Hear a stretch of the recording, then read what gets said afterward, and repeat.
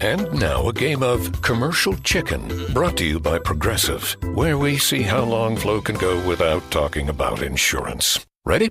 Go.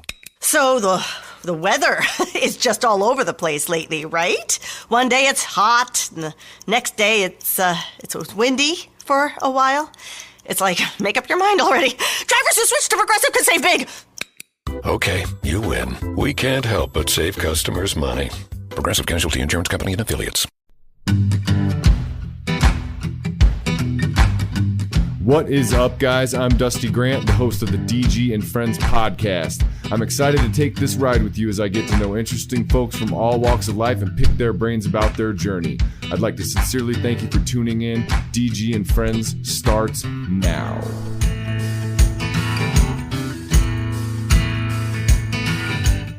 What is up, guys? Episode 8. DG and Friends. I've made it this far. It's a miracle. I believe this is my 14th podcast since November as my show. I've had a few other appearances on the Sunday sermon on the mornings. I've been getting pretty into the podcasting, but without further ado, my very special guest, Dan Norton from Norton's Brewing Company. How you doing tonight, man? What's going on? Oh, I'm doing good, man. Just, hanging out in the brew house, having a beer, ready to chat with you and talk about all kinds of shit. That intro, man, I had my foot just stomping. I love it. I need to figure out a way to time it because I've been and then the last guest I had too, he's like, there's just the only thing I would say for feedback is I didn't know when we were actually going on. And I'm like, I really kind of don't either. It kind of ends and I need to figure out a way to like mark it or cue it so we both know. Sure. But I'll work on it, man. I'm new to the game, but here we are. Trench Bros in the house. Trench Bros, what's up? Oh shit. Yeah, dude, have you heard Jesse's new he's in a new band called Reality Grip. Their fucking new single was fucking intense. Brutal. Oh yeah.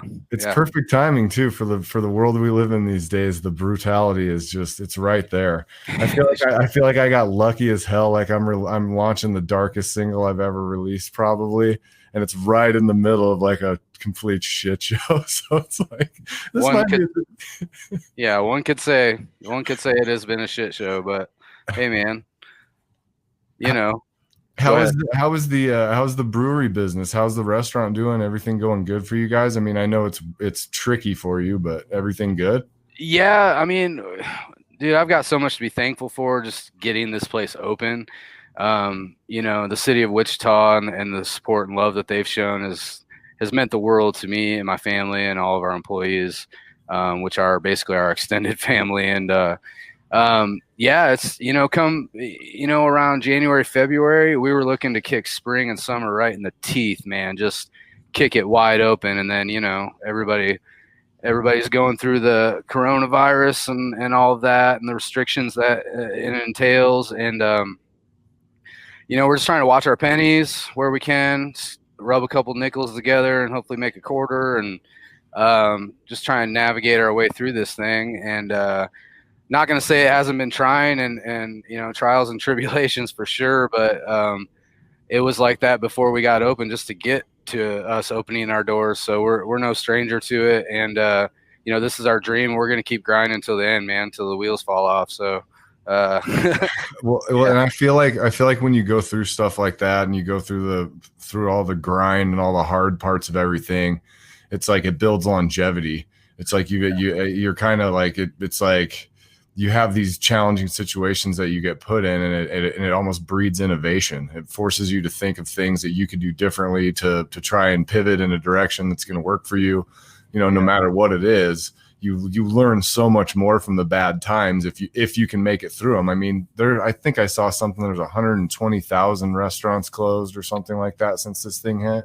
It wouldn't surprise me, man. It wouldn't surprise me, and our local spots here, man, Wichita, everybody's suffering, and 50% capacity definitely equals 50% or less in sales than you were doing the previous year. So it's like, nobody can survive that. It's just a matter of like, when can we get to a point where there are no more restrictions and everybody feels good about everything and we can all just gather again?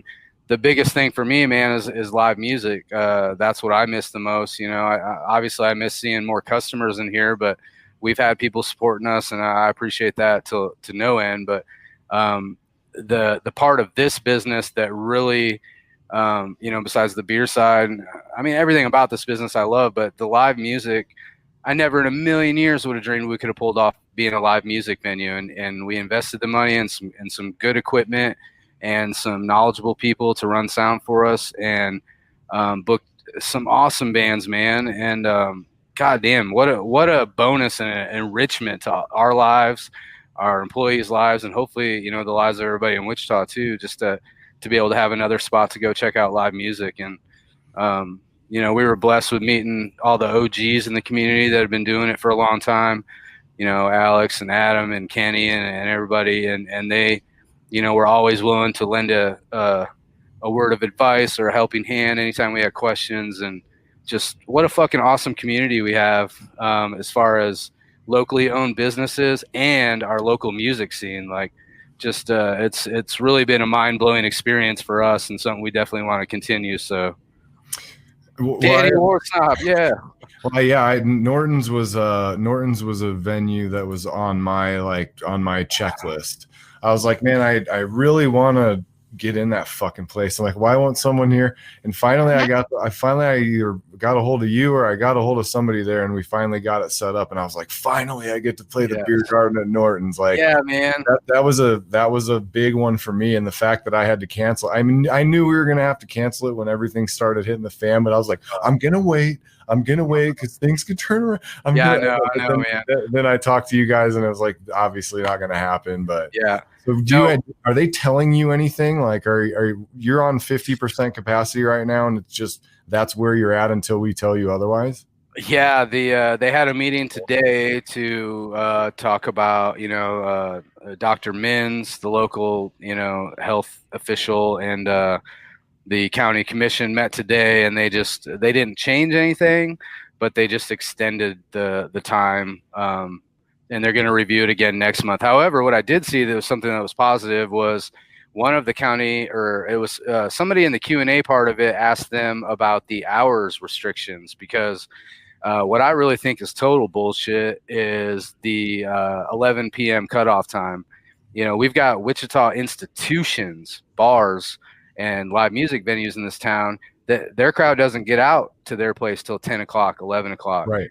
And the fact that they have to shut down at 11 is complete and utter bullshit, in my opinion. You know, we can all follow the guidelines. We can all follow the safety protocols. But saying that, you know, 11 o'clock is this safe time to, you know, that the coronavirus won't be out there, I just think that's bullshit. And I feel for those bar owners, man. Like, I can't even imagine. Well, yeah, and you sit here, and it's like the places that I've been in Wichita for, I don't know, I think I've been here 16 years now. I came down here when I was around 24. Yeah, 15, 16 years. And those guys, and like Kenny especially, is one of the people that gave me my first opportunities in town here, and the first band I was in, and the music scene has been so good. And like, I remember going to shows at the Cotillion. I mean, that's just something that if you live in Wichita, you just go to shows at the Cotillion, because they always have badass shit in there, and it's a fairly intimate setting for a big show. You know, like you can see big bands there, you can see Lamb of God there, you can see Trivium there. I mean, you can see big bands at that place, and to not have those venues, not have your venue doing like this summer without the beer garden at Norton's, like that's something I look forward to, and I'm sure it's a huge part of your business. So it's got to be fucking frustrating, man. Yeah, it is. Again, you know, I just try and look at the positive side of things, like what we have to be thankful for. Just the fact that we did get this place open, it's still open. We're still grinding it out. You know, our employees that have been here since day one, you know, like it's just a family, man. And we're all trying to navigate this thing together. And there's a lot of love in this building, man. And we're just trying to, you know, keep that love and hope and stuff going, and until we get to the other side of this, because I know we're going to get to the other side of it. It's just a matter of when. And when that day comes, I cannot wait to have Dusty Grant on the stage and raise a fucking beer and hug my peeps Yeah. and just have a great night, man. It's gonna be awesome. I don't know. I guess I didn't realize how much I missed it. You know, there's certain things that I haven't missed a lot, to be honest with you. The transition part of it, where I'm packing up my stuff at home and leaving on a Saturday morning to get somewhere and sound check and sleep in a motel and then drive home right in the morning and do that thing and be that uncomfortable part of it. Like I'm not going to lie to you, man. I'm almost 40. I don't necessarily miss that stuff all that much. I don't wake up as sore. I use my own restroom. You know, right. I can do this stuff in my pajamas and Crocs and like, that is nice. But I've told a couple people on here, it's not the same experience as live music. Yeah. I can do a million live streams and I can do whatever I want to put on a fantastic production or whatever it might be. Mm-hmm. But it is not equivalent to a acoustic set out at Norton's on a fucking Saturday night in beautiful weather. There's just nothing that compares to that. And I definitely miss that connection with people in a room listening to music, and I know everyone misses that a lot, but I guess people are maybe starting to realize how much they miss the arts and how important these venues are. Like, you have these Crocs. Don't make fun of my Crocs, bro. We got people in here starting to come at me. Yeah, those Crocs. I'm trying to get a Crocs sponsorship here. So if you're watching live, tweet at Crocs that I need my DG customs. A black pair with like a little logo on the little strap. Dude, you can even they could do one of those little snap-on things. You ever seen those? They make Croc jewels or whatever. They snap into the holes. That's what I'm saying. Give me one of them shits. Hell yeah. Shit. But like there's just no way to substitute that environment in the live music, and I just miss it. I can't. My best bet to sell myself and to sell what I do is to go to a venue and play a show try to put on the best show I can put on and try to be easy to work with and try to make a good environment and try to bring people and promote and try to make it a mutually beneficial environment for everyone. Absolutely. And I can't do that here. You know what I mean? I can have you over. We can talk here, which is fucking fantastic. Like, I love this platform and I'm not going to stop doing it. Yeah. But it's still not Barleycorns on a Saturday night. You know, it's still not the Elbow Room, and like, God, RIP, you know, fucking RIP. God damn it, dude. You know, like that shit breaks my heart. And and especially when you're friends with I've got friends that are full-time musicians and that's all they do and they can't tour. And it's like, that's where your bread's buttered, man. You got to be on the road doing stuff. You know this guy? What's up, man? That's Farley.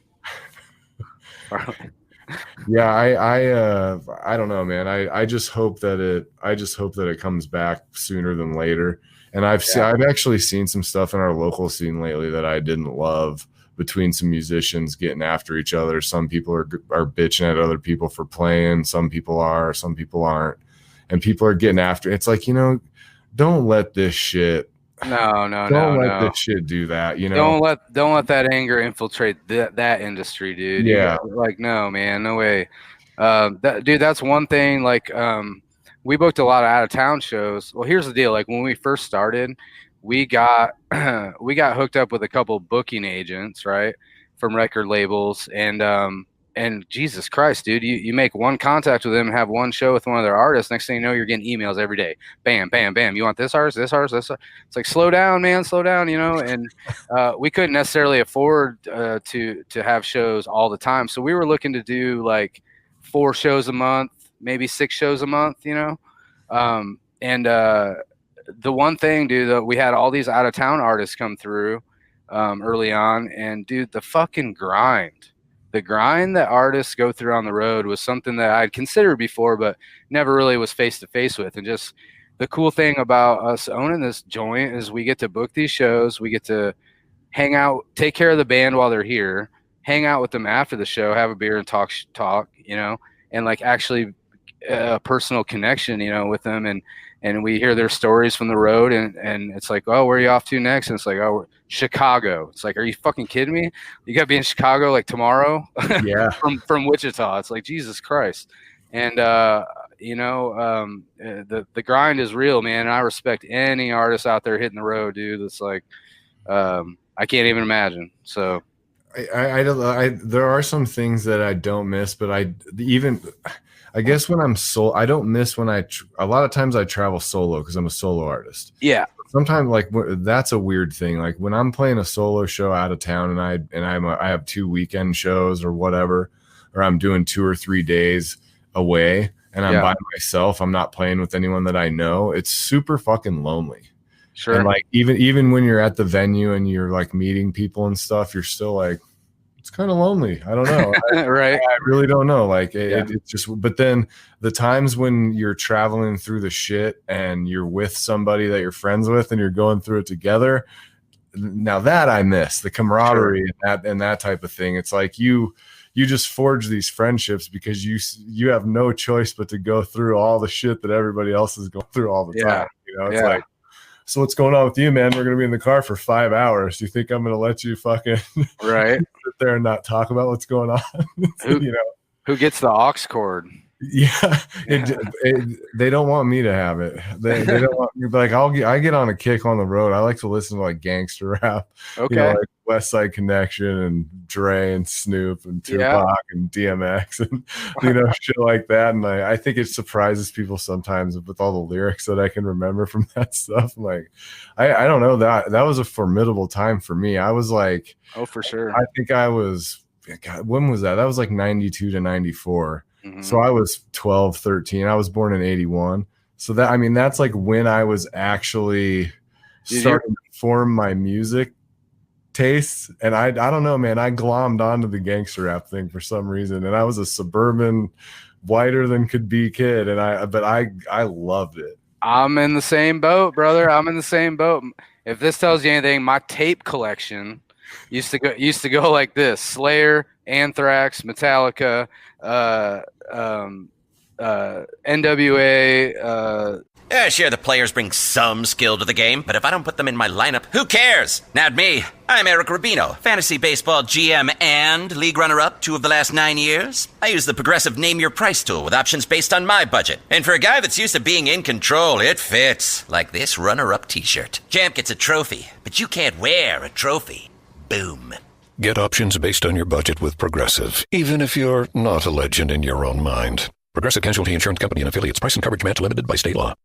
Beastie Boys, fucking Public Enemy, Run DMC. I got into all that shit early too, and I just I've always been a metal guy, a metalhead, but the rap music's always held a special place for me, for sure. We're very similar in that regard because I got to admit, like, I'm not really hip on the new rap stuff or the new hip hop. I just don't know a lot of the new artists. I'm not in a group where I hear that new stuff, you know, like if I was hanging out with rappers, like I've got some friends on Twitter that are dope rappers and they're from like Scotland and England and they're indie guys though. But like, as far as the popular rap stuff, I probably couldn't even tell you who like the real popular rappers are now. I can tell you all about them because I have a 12-year-old son, and it took about a year, but he tried. You know, I was listening to the stuff he was listening to from his room, and I'd be like, "What is that?" You know, he's like, "Oh, it's a new artist, this and that." And he's telling me, and I was like, "Is that what everybody calls mumble rap, or you know?" Trap music. I'm dating myself here. You know, I don't know. You're good, bro. I don't know. I do the same thing. Yeah. But me and him, you know, we go a lot of places together and I let him take the aux cord, man. And, you know, he plays his music. He even made me a playlist of all his favorite rap artists because I want to be involved in what he likes and stuff. And I'll be goddamned if some of it hasn't taken hold. I dig some of them, man. Polo G, Kid Leroy, Juice WRLD, RIP Juice WRLD. I mean, holy shit, dude. I mean, some of it's pretty good, but it's a lot of auto-tune. But the beats are there. Like the beats are really well done. They're all really well produced. Seems like the lyrics are different too. It's like all these rappers. Like in my day, it was the rappers were the ones selling the drugs, and all these new rappers are the ones doing the drugs. Seems that way, huh? Because a lot of those guys are dying like super young, right? Like ODing and shit. Like a lot of really talented young guys. Yeah, I hear a lot in the rap about, you know, popping pills and popping them Xannies and this and that, almost like for recreation. So, I mean, don't get me wrong, you know, we've all dabbled, but yeah, I think we've all discovered it's not good for you. But anywho, yeah. So I know all about the new rappers now. I dig some of it, man. Well, my stepdaughter's 15. But I like sometimes I hear her listening to like Rihanna in there, and I'm like, I know this shit. I love it. Like, I no shame in my game. I love Rihanna. Riri, Bitch better have my money. Riri, if you're out there, I love you. Shout out Rihanna. Follow me. Hell yeah. But yeah, I feel really out of touch with the stuff she listens to, because she'll be like, hey, let me show you this. And I know how important of a moment that is to like show someone a song, because I'm a sappy musician too. And I'll be like, yo, I need you to listen to this. And like, we need to have a deep connection while we listen to this. Right. So I've had those experiences with her where sometimes I'm like, this is fucking good. Who is this? Right. But then there's been other times where I'm like, what now? Hold on. What is that? What does that even mean? I've never heard this. Right, This is English that this guy said. But I feel like my fucking dad when I do that too. Yeah, I feel you. I've got three kids, and they're kind of all over the musical spectrum. My oldest is 18, and she's a really old soul. Loves David Bowie, loves the Beatles, you know, loves Jesus Christ, Billy Joel. I mean, what the hell? I never listened to Billy Joel like in the car on car rides and shit, but she's an old soul, man. I love that about her.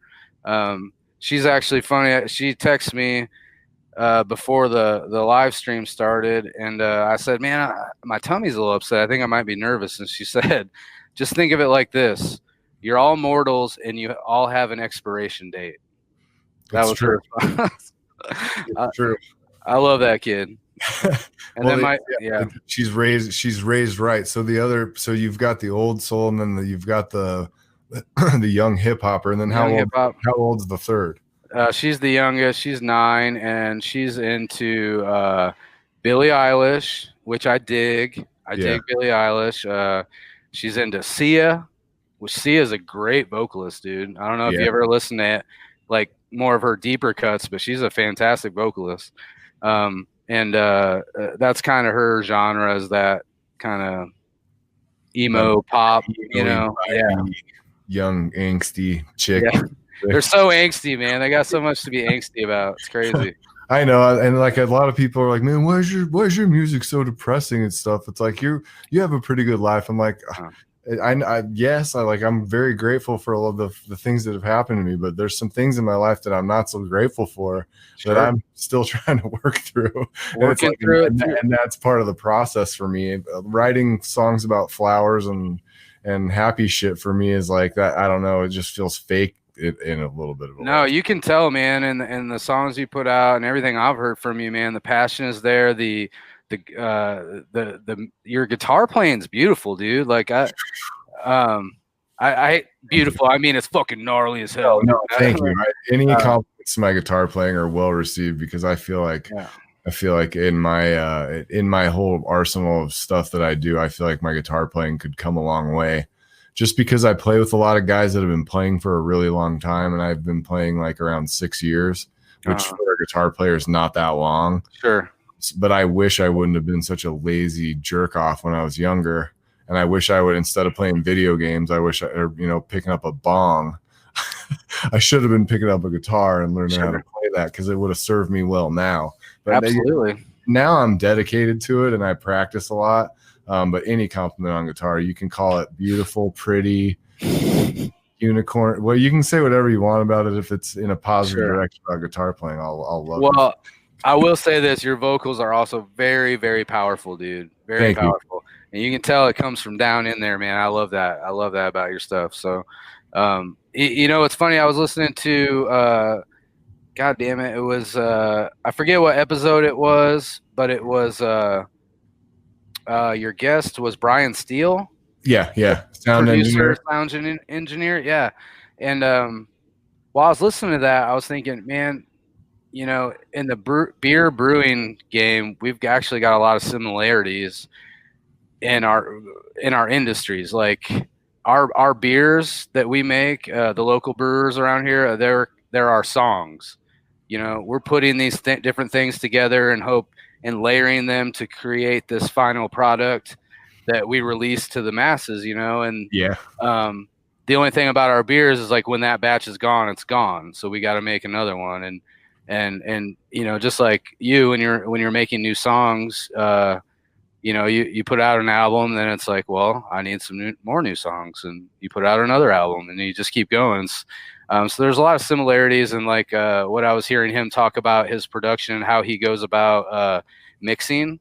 I thought it was really cool what he was saying. You know, everybody has to have their own system and the operation that they do as far as the steps to mixing. And it's I was like, it just reminded me of making beer, you know, for some reason. How do you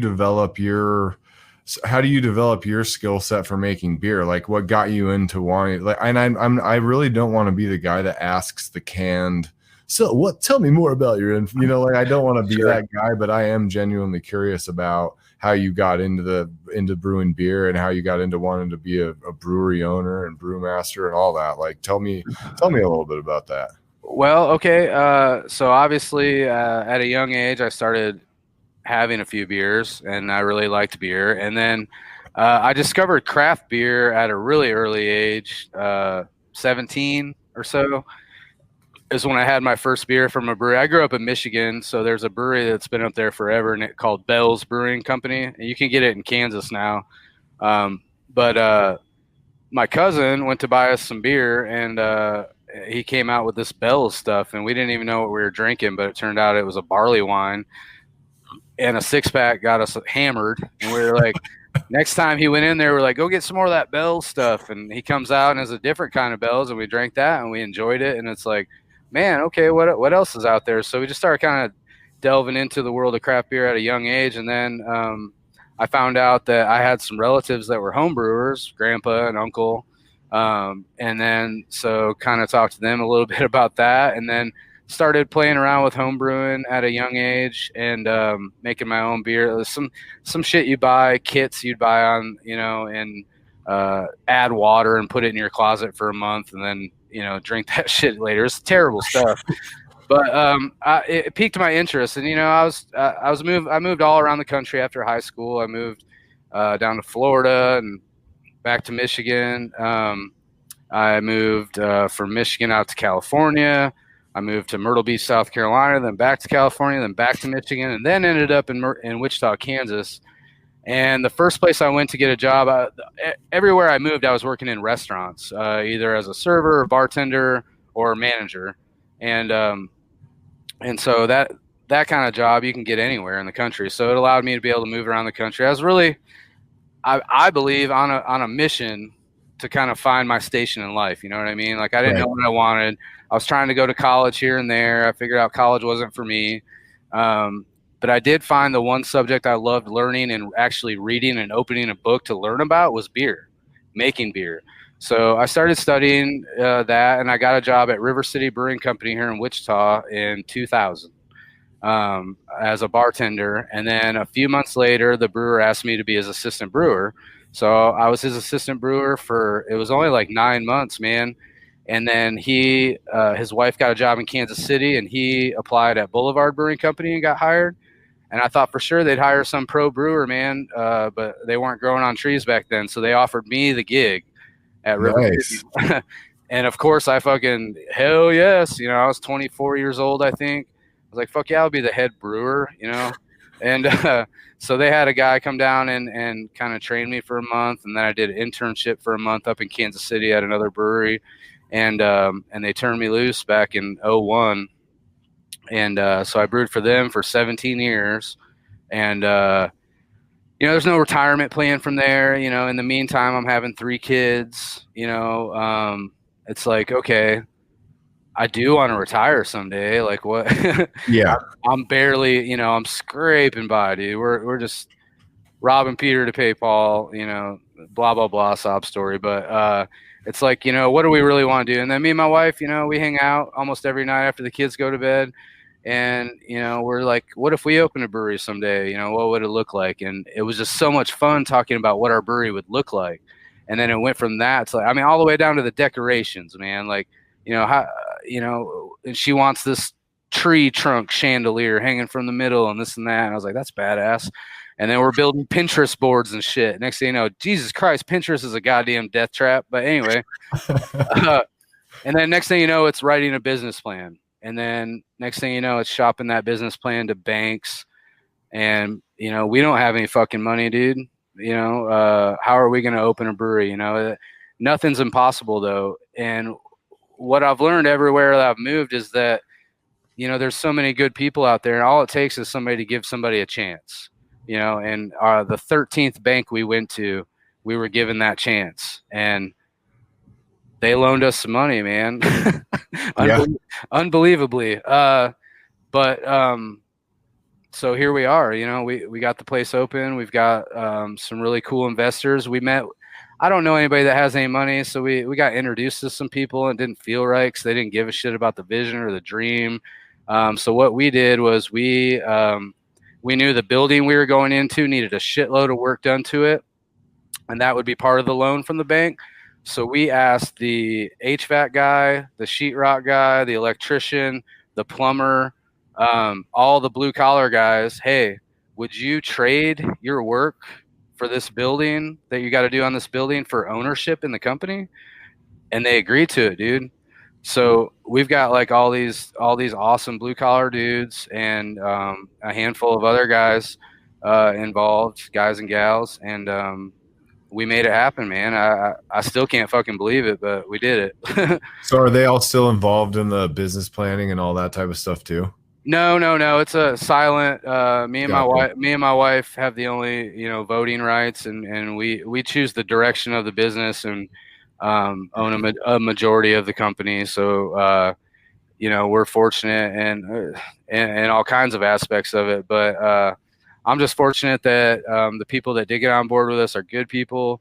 They believed in us. They gave us a shot, and then we found a bank that would also give us a shot as well.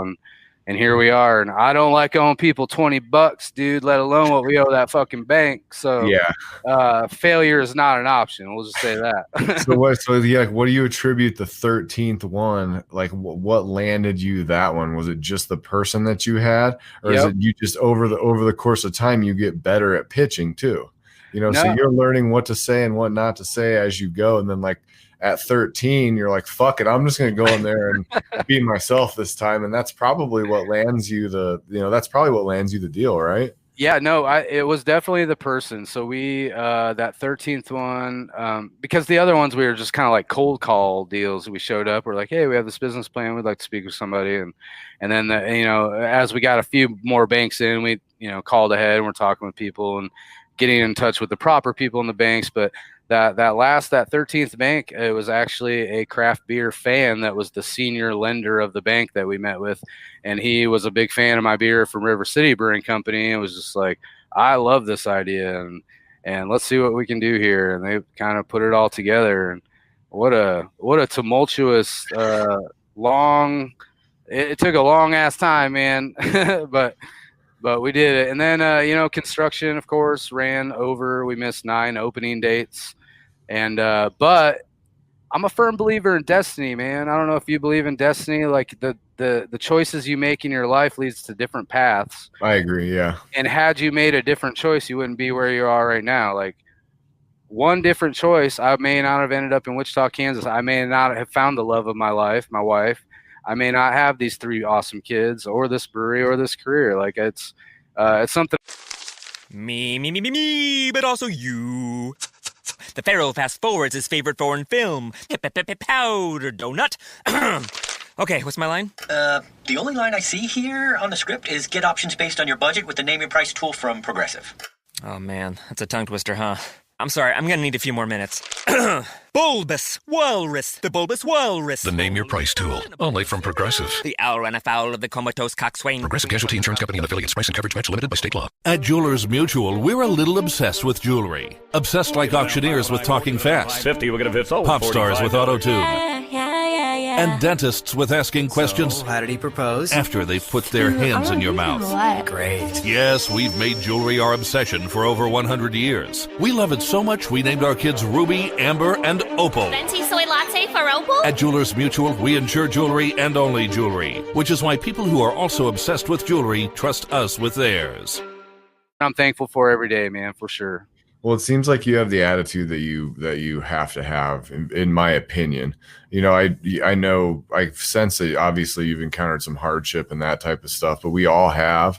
Yeah. And I honestly think if you just let that shit just define you, Right. I don't think you're going to be able to move forward. And I've done had a lot of personal growth in the last year or so, just working on some things that I needed to work on, get some help with some stuff that I needed help with. And I've been amazed at how like unencumbered I am by letting go of that baggage and being like, okay, that happened. Right. You can look to the future now. Like, yes, it's tough, but you've been in tough situations before. You're going to live, you're going to make it through it. Yeah. This, what you're feeling right now is temporary. Yeah. Bite down on your mouthpiece. If you need to take a couple days to relax and recover and not talk to anybody, take your days. Yep. But it will be there when you come back, and when you come back, you have to come back with that fucking fire, and it's not always easy to come back with that fire. It's not. There's just times, like, especially doing the music thing, I just feel like I'm getting my fucking head caved in all the time, and to hear anybody say like, "Oh man, I'm not doing shit in my eyes. I'm not anywhere close to where I want to be doing anything close to what I want to be doing," and it's been so hard for me to stay grinding, but I seriously believe the consistency is what's going to get you there. The days when you don't feel like going are the days that you definitely need to go. And at the end of that day, you're always glad you went, you know, and music is that for me. Like, do I want to sit down and rehearse songs that I've played 3,000 times one last time before a gig on a Thursday night when I'm tired as shit and I've already worked for it? No, I don't want to sit down and play, but if you sit down and play the next night, you're confident going into your set, as opposed to, man, I didn't practice last night, I wonder how I'm feeling. Yeah. It's that preparation and all that stuff. And like, you seem to have the right type of perspective on things to realize, like, you can worry about the bad shit, or you can be grateful for the good things that have happened to you and that experience. And you seem to be a guy that resonates that. And like, your personality comes through in the brewery. You know, like when I come in the brewery, I'm like, I seriously, and I was in there before I'd even met you. You know what I mean? I'd heard about a new brewery, and I'm like, there's a beer garden, there's music. I'm like, I'm going to go check it out. Right on. And it was like, I walk in and I see the Beastie Boys stuff, and I see all the way you've got the place decorated and the aesthetics, and then the beer garden. I'm like, I would probably, this guy is probably cool. The guy that owns like, I would probably like to meet this guy. And then I knew that you were having bands, and I'm like, I will meet that guy, because I'm begging for a show until I get one. But yeah, you've done a really good job of like letting your personality shine through in your business, and like that's got to be so liberating to be like, every time you walk into your place of work, you're like, this is how I want it. Or you know, and you're always trying to modify it, but I mean, for the most part, dude, you walk into Norton's Brewing and you're Norton. And that's got to be a fucking great feeling, man. Yeah, well, I mean, yeah, we named the brewery Norton's Brewing Company in the hopes that, like, God damn it, one of these kids better take this bitch over someday. You know what I mean? Like that's the whole reason we're doing this, is for our kids. Like, we have nothing to leave our kids, but now we have this, and like, hopefully this will be good for them. But like, we collect things. Like, my wife decorated the whole place. She was in charge of the beer garden and making it look awesome, and she did so fucking kick ass. And she's just got an eye for shit that I don't have. All I said was, I want an MCA tribute wall on one part of the building, and I got my MCA tribute wall. And she was like, well, I want to order this picture. I want to frame this picture of Snoop Dogg smoking a blunt and hang it behind the host stand. And I was like, it's your brewery, babe. Go for it. Like, yeah, you can do whatever you want in here. That's the cool fucking thing. Yeah, it is a very liberating feeling to be like, I ordered these realistic looking bats for Halloween to hang from the ceiling one year. I just left them up because they look cool as fucking shit, and they're hanging up all over this building. If you look close enough, you'll see them, and they look real. Oh, they're fucking creepy looking. I don't like bats at all. Like the scenes on movies, like in the Indiana Jones movies, when the bats are coming out. Yeah. Well, don't look up in the rafters too close. Then you might get freaked out. Like it. I mean, dude, I'll like it at you. I've never been there and had a bad time. Yeah. And it kind of shines through. I think that you guys like really care about what you're doing, and you try to make it like a fun, personable atmosphere. I just can't imagine having that nut to crack and that responsibility to own that business, and then you're at 50%. Yeah, you can't just raise your prices. You know what I mean? You can't just, hey, we're just gonna jack everything up on it because nobody will eat there. So like, you just have to fucking tiptoe through it. I'm in the food business, so I have a lot of customers that are restaurants and restaurant supply companies and that type of thing. Mm-hmm. And I literally think a lot of those people are just like tiptoeing through it. But I feel like you've innovated. I feel like you've developed some things that have been probably positive things that you'll carry forward in your business, beyond this shit. Yeah, we've definitely tried, and jacking up the prices was never even a thought. But we did go through a time where the food supply was doing a fucking deal on us, and we couldn't get certain things. Like you said, meat packing plants were closing down all over, and this and that was happening. And to-go boxes were hard to find all of a sudden, and then next thing you know, I can't find cans to put beer in, and it's been a wild ride for sure. But yeah. No, the one thing we can do to control our numbers is control labor, and that's the fucking shitty fucking part for me, dude. We've done 4 different layoffs here, and we at the height of our success before COVID, we had 72 employees.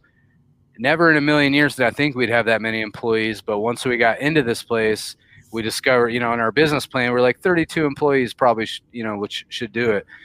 In order to give good customer service to everybody, we discovered we needed this many people per shift on certain days, and that equaled 72 goddamn employees. And I was never so proud to employ 72 amazing individuals as we were, and now we have 11, and it's fucking crazy. And it's 11 people that had other jobs that weren't able to collect unemployment. Like, we're not trying to fuck with anybody's money. So if you can get unemployment, get it. If you can't get unemployment because you have another part-time job, like come work here. We don't want to fuck the people over because we don't know what business is going to be like if a week from now. So it's been a weird thing with our employees, but they've all been receptive and they know what we got to do, and they're all here for us, and we're here for them, and we're trying to just look out for one another and do the best we can until we can get back to needing 72 employees, I hope someday. And, that day can't come fast enough because I miss every single one of them. And we were fortunate enough to have, it's so weird, several members of our local music community come and get jobs here. And we've got artists that work here, and just beautiful human beings, man, just beautiful human beings. So, I get emotional talking about them, so it's yeah. I can't imagine. I mean, I can't imagine. I've been in a position where I had to fire people, and it was, I don't know, it was probably 10. Yeah, it was early on in my career, but I had to fire some guys, and we had a lot of. I was in a position where there was a ton of turnover too, and the guys there, and I was working warehouse late hours and graveyard shifts, so you had a lot of dudes that were like tweaking and you know what I mean? It was just it was a very weird shift, and it was loading trucks late at night, and it was a tough job. But I never really felt a ton of remorse for the guys that I fired, because to get fired from that job, you had to do something really stupid. Oh, really? I can remember one time a guy I was the manager at the time, and I remember I found a 2-liter outside the warehouse that was exploded, and I was like, these motherfuckers think I really never made a dry ice bomb. I'm like, come on now. I mean, these dudes think I'm a sucker. Like, come on. So I found the deal. I got with my IT guy, and I'm like, look on the fucking cameras from last night. And we looked on the cameras, and here's warehouse dude pokes his head out the door, and the camera is like looking at his face, like my camera is looking at my face right now. Like there was no question who it was. Yeah. Screws the lid on, chucks it, rolls it towards the building. It explodes on camera, and the next day I come to work and I'm like, hey buddy, like, you know anything about the dry ice bombs out there? He's like, no, why would you ask? And I'm like, click. Like, that looks like you. Yeah. Get the fuck out of here. You got and that was it. But to be in a position where you have to lay people off and it's not against your will. Yeah. We've experienced some of that type of stuff too, and it's just it's a fucking hard place to be, man. Yeah, it sucks. It sucks for sure. But we keep in touch with all of them and check in on them, make sure they're good. Anything we can do, man. Like people that chose to come work for me and my wife, like they don't even know. I don't think we will never be able to repay them fully for what they've done for us. Everybody that comes here to work, man, they give their all when they're here, and they all fucking go all out. And I just I'll never be able to emotionally repay that. We'll just say that. I feel the same thing, dude. Like I like the stuff that I don't know. I guess it's the further I get down the road, there's more for me to look back at, and I've tried to take the approach lately, especially just because I don't know, matured or grown or whatever happened, whatever epiphany I might have had or something. Like it's all behind me, and like now I'm grateful for those experiences. Yeah. And I guess I didn't realize, looking at my numbers versus someone that's just starting out's numbers, for me to sneeze at what I've accomplished versus someone that's just starting out and they're like, dude, I wish I had whatever. And I'm like, this isn't shit, dude. Just wait. When you get yours here, you're going to feel like it ain't shit. Like it's perpetually like that in this life. I think if you want to grow and be hungry and be successful. Mm-hmm. But now I guess sometimes like I have to let myself fucking win one. I mean, you should be proud of yourself, man. You've made it through. Like I sometimes I need to just look and be like, dude, look at what you accomplished. Or hey, think about how grateful are you for all the awesome people that you've met because of this. Hell yeah. You can't put a fucking price on that. I mean, the circumstances are the circumstances, but I mean, the fact that I wouldn't be sitting here talking to you. Yeah. I wouldn't be half the people that are in this chat right now. I wouldn't even know them if I was not a musician. So it's like, right. It's enriched my life in ways that I guess I didn't realize it was enriching my life at the time. So I think maybe like now I'm like, man, I must have come off like an ungrateful little bitch back then. But like, now the little bit of stuff I do have, I'm fucking grateful for it. And if it's all it ever is, I'm happy with it. But I obviously want to grow. I obviously want to grow myself as much as I possibly can and continue to experience stuff and push the envelope as much as I can. And I think you're going to do that. Like, is there a next step? Do you plan to, like, if things go super well and we get back to normal, are you going to open locations? Are you going to add on? Hell no. Gotcha. We're going to ride this bitch till the wheels fall off. Like I said, gotcha. No, we're going to focus on this place. We're going to focus on this place and growing this place as much as we can, but that's it. Now I will say, there might, if some things become legal, there might be some other ventures that happen, but I don't know. I can't speculate on that at the moment. But for Norton's Brewing Company, this will be the only location. We'll grow it as much as we can. The owner of our building, which we have the option to buy after 10 years, owns Tracy's Automotive next door.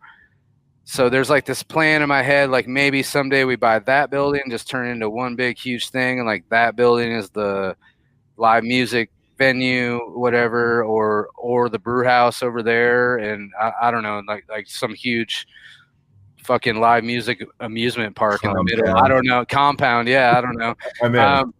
But like I said, I don't like owing people money, and the amount of, what we need to pay off for this place is, I mean, there's only 4 more years and it's paid off, and I'm not looking to really add to that. But, you know, if you're not growing, you're dying, some people like to say. So, we'll always be looking to evolve and expand, just not other locations. I wouldn't feel right about – I'd feel too spread out. I want to focus on this place and helping to manage this place. And you know, I'm out there on the floor, you know, most nights managing and bussing tables and talking to customers and running food and bartending and stuff. And I love that. And I don't want to be spread too thin and miss out on that interaction.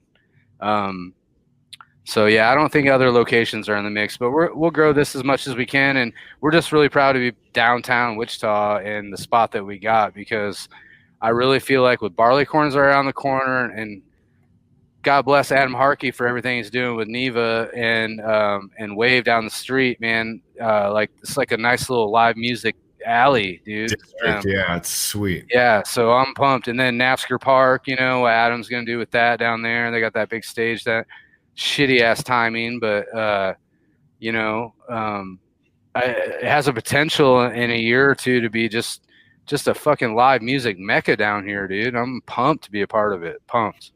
The live music scene in Wichita feels like it's come a long way, but I don't know if it's because I'm not naive to the fact that I'm not the first guy in the local music scene to be grinding and playing shows, you know. But it feels, I guess maybe it's because I become more involved in it as I meet more people. I'm like, oh yeah, there's a lot of cool people in this scene, you know, that type of stuff.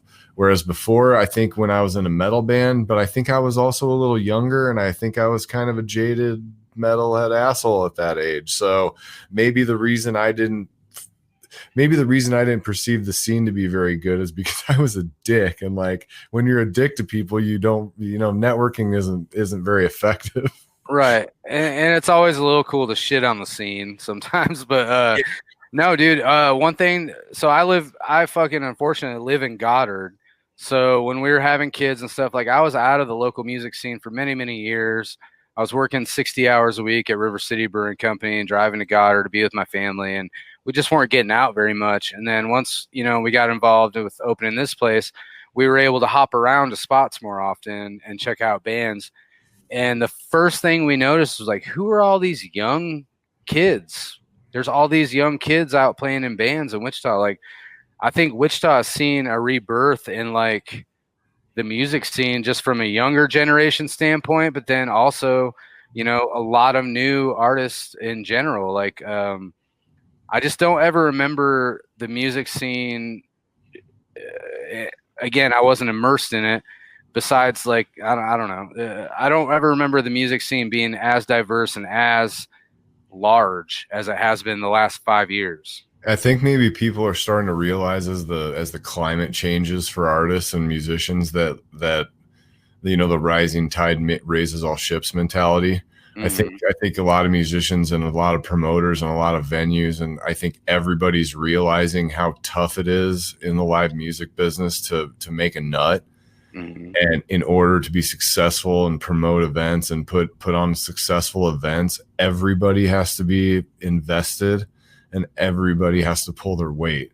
You know, if the promoter isn't pulling their weight, or the venue isn't pulling their weight, or the artists aren't pulling their weight, or the graphic designer's late with the flyers, sure, or the video promotion's late, or somebody, you know, whatever the fact might be, it could be that event could be a failure. And everyone involved loses money, and no one wants to fucking do it again. It's not a slacker gig; it's a gig for grinders. It is, yeah. And like the most of the shows that I've been a part of that have been successful have been because everybody involved with that thing was invested in it emotionally, financially. Everyone had skin in the game.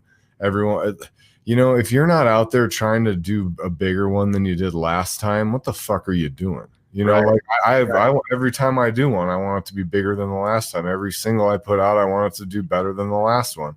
Yeah. And then one actually does kind of well, and then you put a new kind of pressure on yourself, which is where I'm sitting right now. You know, like the last single I put out did better than anything else I put out before. And now I have a new one coming out, and I'm like, is it going to measure up and all? And everyone, but like at the end of the day, fuck that. Like yeah. I'm proud of it, and it's a piece of my art, and I'm going to put it out in the fucking world, and it is what it is. Absolutely. And like you're putting your brand out there. You're like, I come into your brewery and like, I'm not trying to be a fucking ass kisser or anything like that. But like when we go out, when my wife and I go out and there's a show, I'm always like, well, let's go eat at Norton's before we go to Barleycorns. Right on. You know what I mean? It's a destination. Whether it's before, after, during, like, hey, you guys want to pop out and get, go have a quiet hour and go grab a couple beers at Norton's and then hop back over. Yeah. Like the fact that you're talking about like a local music district down in that area, I haven't been able to see all the pieces working at once. Right. Because you're like you said, the timing has been so shitty. I mean, Wave was popping. You were was Wave there after or before you? After. Yep.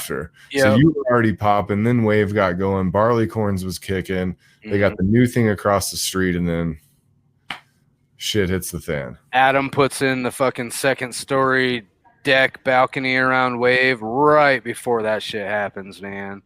I can't, especially those, that's another thing I'm like, that baffles me. Like, how are those big venues that are paying an ungodly amount of rent with no revenue coming in, like how are they even making it? Because they're not getting subsidized.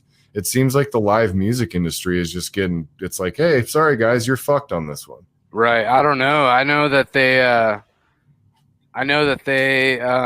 just recently got some government help, or NEVA would be actually helped institute some kind of almost like a PPP loan for live music venues, which has been long overdue. Like, Did they finally get that through and something got passed through? I believe so. Yep. Mm-hmm. So I think they've got some financial help on the way, which is good, but I don't know, everybody's situation is different. I don't know if, like the Wave has a lease or they have a loan or they have, their payments. That's none of my business, but it's gotta be fucking tough to operate a footprint that size. Oh fuck, man, Alex! I drive by the Cotillion every day on my way home to Goddard, and I'm looking at their billboard, and it's like, buy our merch online. It's like, is that the only sales they have coming in? Like, that fucking sucks. Dude. It used to be like, hell yeah. Yeah, right. Yeah, hell yeah. Lamb of God. Engage. Clutch is coming through soon. Shit. Yeah. Yeah, I long for the days that those I took all that shit for granted. I guess even playing shows obviously, but going to shows too. I don't get to go to shows as much as I would like to, just because if I do have free time, I always try to be gigging. But like when I do get to go to a show and I'm not playing and I just get to enjoy the musicians playing and doing all that type of thing, it's such an enjoyable experience, and I miss it. I know a lot of people miss it, and I don't want to turn this into a sob fest. No, you're fine. Sorry, I'm going mobile on you. It's all good, man. You're giving people a look at behind the scenes at Norton's Brewing Company. Oh shit. This is good stuff. This is why you should tune in live on Twitch if you're listening right now on Spotify and you're going, what's going on there? Dan's walking around the brewery, showing us the guts of the brewery, showing us behind the scenes. Showing you the dark. Now it's a treat. There's an empty beer garden except for 2 igloos. So talk about the igloos. We're coming up on an hour here, and I feel like I've been talking to you for 5 minutes, but talk about the igloos. Is that something you were going to do before the Rona, or is that something that was an idea that you came up with because of it? It was something we saw a brewery about 5 years ago up in Michigan do it, and we were really intrigued by it, and we thought, man, that would be cool someday to do that. And so it was in the back of our minds the whole time, but COVID kind of forced our hand. So obviously, in the summertime, our beer garden is a big part of our business and kind of our revenue, even for the business as a whole. And when it gets cold out, those sales just drop off, and it's like, oh fuck, where'd all that summer money go? Well, and I'm going to show the people. I brought a picture of. I did my homework today because I knew you were coming on. So basically, what it is, it's a controlled environment out in the beer garden. So like, even if it's freezing cold, you have your own personal igloo, and you have service in the igloo, right? Yep, we sure do. It's full contactless service. So they come up, there's heaters in there, and a server comes and they zip one of those triangles down, and it becomes their little window to serve you through. And full menu, full service. So you can seat up to 6 people in there. And if you go to nortonsbrewingcompany.com or excuse me, nortonsbrewing.com, click on the Igloo site or drop down bar. You can book it right there. Pick your date. Son of a bitch. I locked myself out. And you can select what date and time slot you want and which igloo you want. And yeah, man, it's We're starting to lose you, Dan. Oh, we're starting to lose you. I should not have walked around. I'm sorry. Hold on. I was getting ready to wrap it up, but here you are again. I can fix that shit in post. I'm a professional now, Dan. I'll edit that. I'll edit that shit out and nobody will even know it happened. I knew I shouldn't have walked around. Fucking hell. It's okay. It's okay. You're back now, and I'm shocked that you're actually still connected. Same.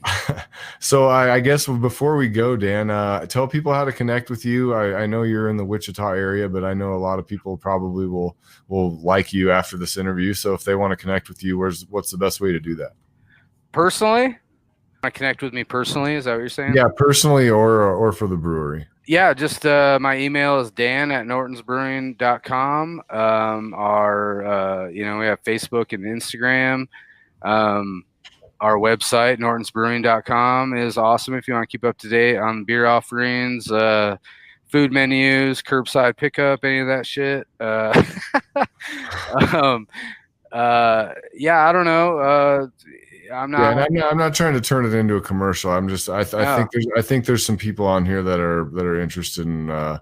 They think you're a cool guy, and I'm finding weirdly enough, like a lot of the people that watch this show connect with the people that come on the show. And like it's just this thing that's starting to manifest itself into like a good networking group. So I want to keep that shit rolling. And dude, I'm gonna start doing this with everyone that comes on the show, whether they're a musician or otherwise. I have a DG and Friends playlist on Spotify.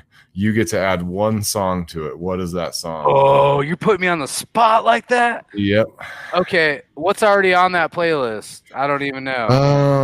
Hold on. Let me pull it up for you. I'll do it on my screen. It'll probably be faster. Bear with us, fans. I get to add a song to a playlist? Oh, shit. To the podcast playlist, dude. Oh, my God. Oh, my God. This is going to be fucking brutal. All right, so playlists. I'm going to pull this shit up on my phone. It's easier. I know where everything is. Okay. Is it mostly like what? Is there a genre that's already mostly spoken? No, it's actually people that have been on the show, or people that have been on the show's recommendations. So, like, I've got Rise Again. My daughter just texted me "Piano Man" by Billy Joel. But I've got Adam Caps, Ether, Randall Conrad Ollinger, my buddy Derek's band Trevino. I got some bands that Brian Steele recorded, Miles on End, Randy Williams. I got Damaris. I got Christian Machado from El Nino solo project, Parallax. Oh God! All right. There's no genre specific, no nothing. This is not supposed to be a super hard question, and you're not. You will. I guess you probably will be judged on what you select, but it won't be by me. Okay. How about? God, my daughter keeps texting me. She's listening right now. Your choice. If she wants to have a pick, she has to come on the show. Yeah, that's right, Emma. You have to come on the show if you want to pick a song. Promote, let me know, and then we can make that happen. Okay, I'm gonna say, holy shit, Dusty, this is fucking hard, dude. No, you can only pick one song. One song throughout the whole course of time. So it's like if you could hear one song over and over and over again. No, it's just what song would, if Dan Norton's listening to a badass playlist of eclectic mixes, what song would kick ass for him to hear? You're not saying it's your favorite band. You're not saying it's your favorite song. Just a good song for a playlist that represents Dan Norton.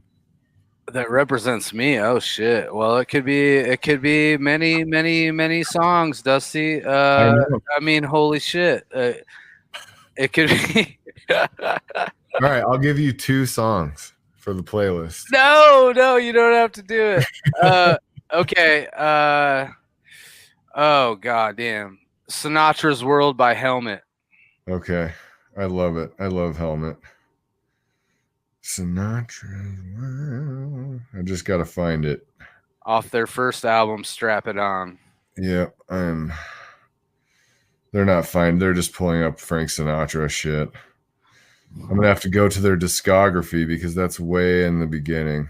Yeah. Strap It On. Sinatra. add to playlist, DG and friends. Yeah. It's added, Dan. And if you guys want to check that out, go to my website. I've got a page for the podcast now on my website. It's dustygrant.com. You can check out all the upcoming guests. You get a link to the Spotify if you guys want to listen to back episodes. If you want to listen to the playlist of all the people that have came on, you can check that out there. Dan, is there anything else you want to cover before we go, man? No, I just want to say that I'm coming up on 20 years of being Wichita's a brewer for the city of Wichita, and I couldn't be more proud to be making beer and putting together compilations and songs in liquid form for this city, man. And I want to give a shout out to all the people out there that have supported us. We thank you so much. You don't even know what it means to us. And, we'll keep making beer, man. You guys keep drinking it, and good friends, good beer, good music is what life's all about. And we appreciate you all. Thank you so much for having me, Dusty. Dude, I love it. I'm so glad you came on. If you ever have anything you want to promote, if you ever want to come on again, if you ever have artists that are hitting you up for when they're playing live shows and they're looking for publicity while they're here, I can do impromptu shows with them. Anything you want to do that helps you, I'm game. Just let me know. I love your beers. I love your venue. I'm pissed that I didn't get to play it in 2020 because it got canceled, but I'm fucking playing that bitch when it opens up again. You will be here. You'll be the first. I hope. I hope. If it works out, if the stars align, I am totally down. So. I just want I'm worried. I just want no restrictions, full open. Let's do it, and then we'll get her done, man. We'll have a good time. Totally understandable, my friend. Right on. Guys, that is it. Episode 8 in the books. DG and friends. Dan Norton, we love you guys. Have a great evening. Stay away from Fox News and CNBC and CNN and all that shit. Drink beer and do things that make you happy. That's Have a good evening, guys. All right, guys, that's a wrap on today's episode. Thank you for tuning in. Don't forget to follow and subscribe to the show on your podcast platform of choice to be notified of new episodes and leave a positive review if you dig what you're hearing. Guys, I would love to hear from you on social media. Let's get connected at DustyGrant57 on all platforms. All right, y'all, that's it for now. See you next time on DG and Friends.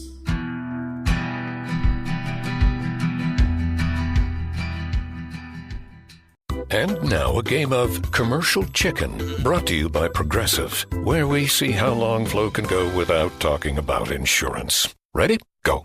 So, have you noticed how everyone's grammar is completely awful now? Like, the texting and the LOLs.